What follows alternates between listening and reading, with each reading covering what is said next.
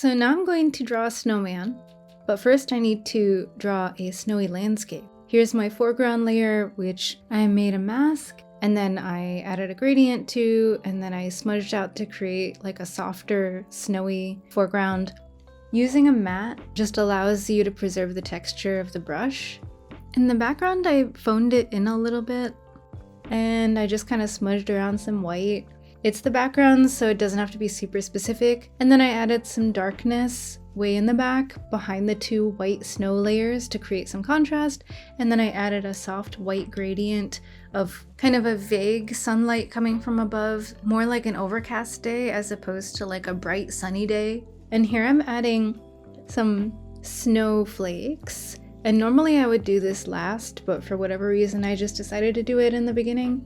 And I start off with a hard sparkle speckle brush, and these are just a bunch of speckles, and then I duplicate it, and then I use Gaussian blur and motion blur to soften them. You'll see why in a little bit. I decided that I wanted to do multiple layers of snowflakes, and so one of them had to be more blurry so that I could create a more sense of depth with the snowflakes. And then I created another layer, and for this layer I'm making sparkly snowflakes. So I made a few speckles here and there, and then I erased out a bunch of the speckles because I didn't want that many. I wanted this layer to be more like an accent layer, and then I duplicate that speckle layer. I use the motion blur tool to blur the new layer at about a 45-degree angle, just a little bit. And then I duplicate the speckle layer again and motion blur 45-degree angle the opposite way.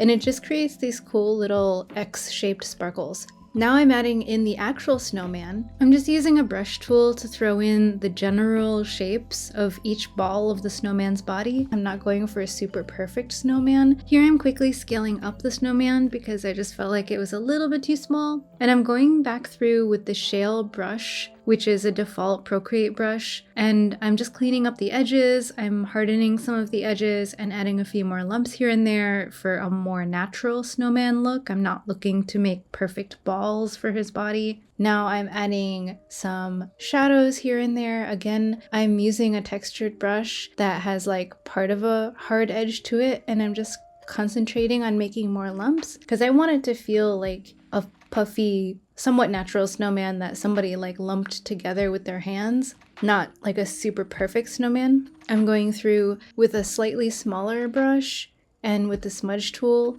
to add a little more detail to the lumps and bumps and the shadows. The light source is coming from above, and the sky is kind of like overcast, not like a super sunny day or anything. So the shadows are kind of uniformly underneath the spheres. Now I just added another layer above the snowman body where I grayed out the entire body because I want to add brighter highlights to it. And I realized that the snowballs that the snowman was made of were too bright. So by graying it out, it allows me to add more specific highlights. I add some edge light around the edge of the snowman.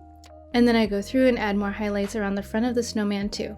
A lot of people make the mistake of adding a whole bunch of white and thinking that that's going to create a bright, light looking picture, when actually if you want something to have a sense of bright white lighting, then you actually need a lot of grays and darks in order to emphasize the whites.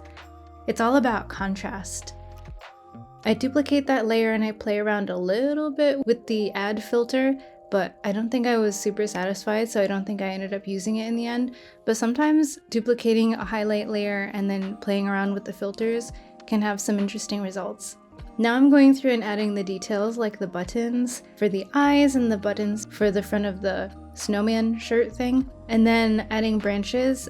I create a clipping mask over the branch layers, and I add a little bit of highlights and shadows to it just to add a little more depth, and then I clean up the branches a bit by adding a little bit more detail to the outline and thickening them up. And now it's time for the carrot nose. I realized a bit too late that because this is kind of a frontal facing snowman, the nose should technically be a little bit more frontal facing too.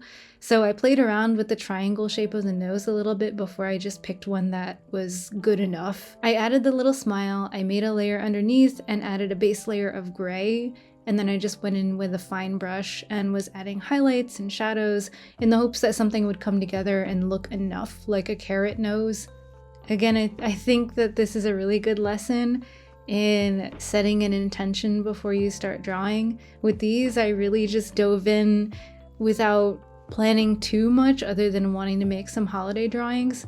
If I had planned this a little bit better, then maybe I could have had a better idea of how best to position the snowman so that the carrot nose would look better and not kind of like awkwardly to the side. But I ended up playing around with the shape of it after I rendered it and finally found one that I kind of liked and thought worked. I'm adding a lot of shadow where the snowman connects to the surface of our foreground layer because I want the snowman to feel like he's actually sitting in the space. Then I go through and add additional highlights with a simple hardline brush and blend it out so that the foreground area where the snowman is sitting on feels more rich and solid as a surface. I decided I wanted more snowflakes, but instead of duplicating my snowflake layer, I just decided to copy all and paste underneath my snowflake layers, and that just duplicated them all by default. Sometimes I'll copy all and make contrast or other adjustments to a flattened layer, but that's only if I'm totally sure I'm done with the drawing. So I hope you got something out of this really informal walkthrough of how I drew this snowman. And yes, I do have techniques and go-to approaches for how I draw things that I'm asked to draw pretty often, but as you can see here, there are ups and downs, and it's always an experiment in one way or another. The drawing process for me is always about experimenting with new things, and you don't learn something new unless you try it and fail sometimes. With experience, you can find workarounds and ways of not failing or ways of failing so that it looks intentional. So I hope that this was somewhat helpful to see. A few more holiday videos coming up. Happy holidays and see you next time.